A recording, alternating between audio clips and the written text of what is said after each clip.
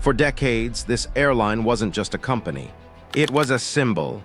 Its logo meant adventure. Its roots stitched continents together.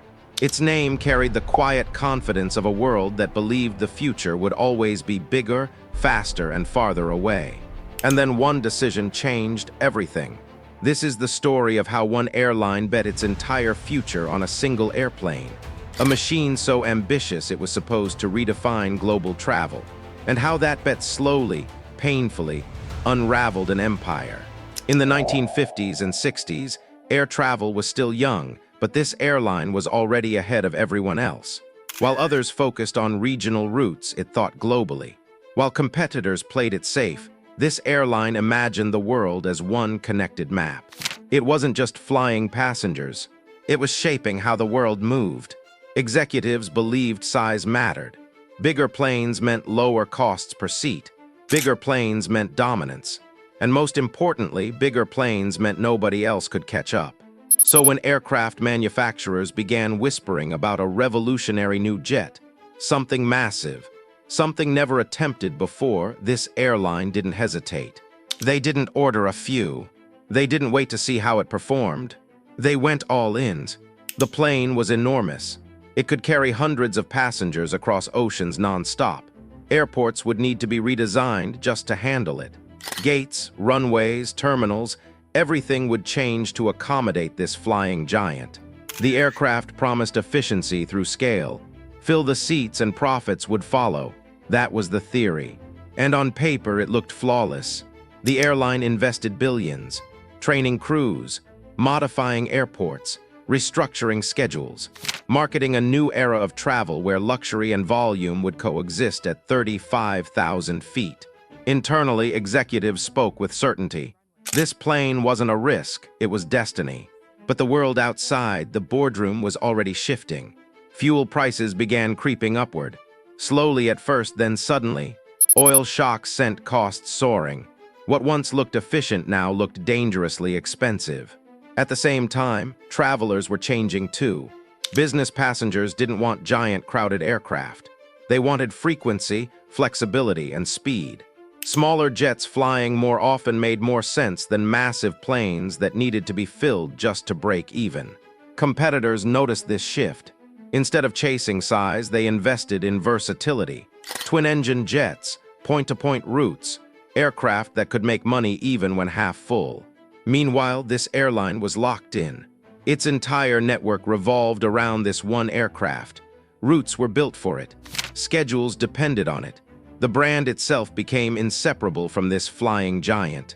And that's when the cracks started to show. If one flight was delayed, hundreds of passengers were affected. If demand dipped slightly, losses multiplied. If fuel spiked, costs exploded overnight. What was once a strength, scale, became a liability. Then came deregulation. Suddenly, government protections vanished. New airlines entered the market. Ticket prices dropped. Competition intensified. The rules that once protected legacy carriers were gone. This airline, with its massive planes and massive costs, was now competing in a world that rewarded speed and adaptability, not size. Debt began piling up. The billions spent on aircraft and infrastructure couldn't be undone. Selling the planes wasn't easy either.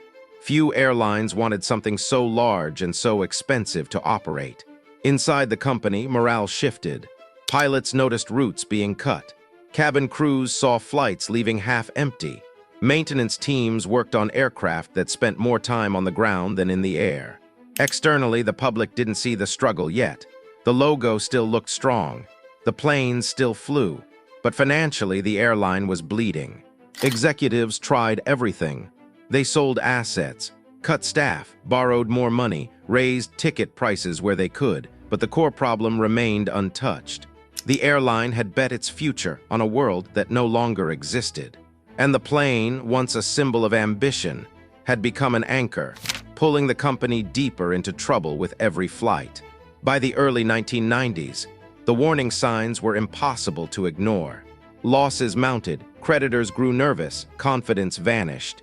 The airline that once defined global travel was now fighting for survival. And the gamble that was supposed to secure its dominance was about to do the opposite. By the time the airline reached the breaking point, there was no single dramatic moment, no explosion, no sudden collapse. Just a slow realization spreading through the industry that this giant was running out of time. Cash reserves were drying up. Every month, the numbers looked worse. Every quarter, the hole got deeper. The aircraft that was supposed to save the airline now defined its problems. Each one required enormous crews. Maintenance costs were staggering. Fuel bills climbed relentlessly. And worse, the planes only made money when they were nearly full, something that was becoming harder with every passing year. Competitors had already moved on. They were flying smaller, more efficient jets on flexible routes. They could adjust quickly when demand changed. This airline couldn't. Its entire system was rigid, built around moving massive numbers of people through a few major hubs. When demand softened, the airline couldn't simply shrink. Those giant planes still needed to fly or sit idle while burning money. Executives turned to restructuring. They renegotiated labor contracts, reduced wages, cut benefits. Thousands of employees lost their jobs. Careers built over decades ended with short meetings and cardboard boxes. But even that wasn't enough. The debt tied to the aircraft was crushing. Billions borrowed in better times now demanded repayment in a harsher world. Banks grew impatient. Creditors circled. Selling the planes wasn't the solution people imagined. There were very few buyers. Only a handful of airlines in the world could even operate aircraft of that size, and most of them already had enough. Some planes were leased at losses. Others were parked in deserts, slowly fading under the sun. The symbol of ambition became a monument to miscalculation. Public confidence began to crack. Passengers noticed aging cabins, reduced services, more delays. Frequent flyer loyalty weakened. Business travelers quietly chose other airlines that felt more reliable, more modern, more adaptable. Behind closed doors, leadership knew the truth. There was no single fix, no bailout large enough, no strategy fast enough. The gamble had already been lost. In the early 1990s, the airline filed for bankruptcy. For the industry, it was a shock, not because airlines hadn't failed before, but because this one wasn't supposed to. It was too big, too established, too iconic. But aviation doesn't reward nostalgia. It rewards efficiency, timing, and flexibility. And this airline had sacrificed flexibility for scale. The aircraft itself didn't disappear. Other airlines would go on to use it successfully, under different circumstances, with different strategies. The plane wasn't the villain.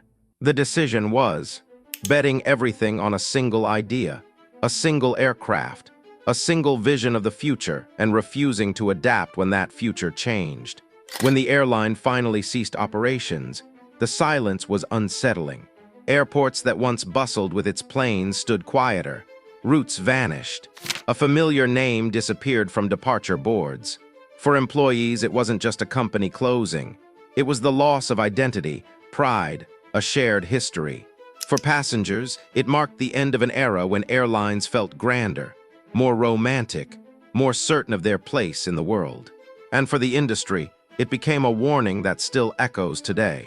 No matter how powerful a brand becomes, no matter how advanced the technology looks, no matter how confident the executives sound, the future never belongs to those who refuse to adjust. This airline didn't fail because it dreamed big. It failed because it believed one dream was enough. And in aviation, where margins are thin and change is constant, putting all your faith in a single machine can turn ambition into downfall. If you found this story insightful and want more deep dives into aviation history, business gambles, and the decisions that shape entire industries, make sure to like the video, subscribe to the channel, and share your thoughts in the comments. Your support helps keep stories like this alive.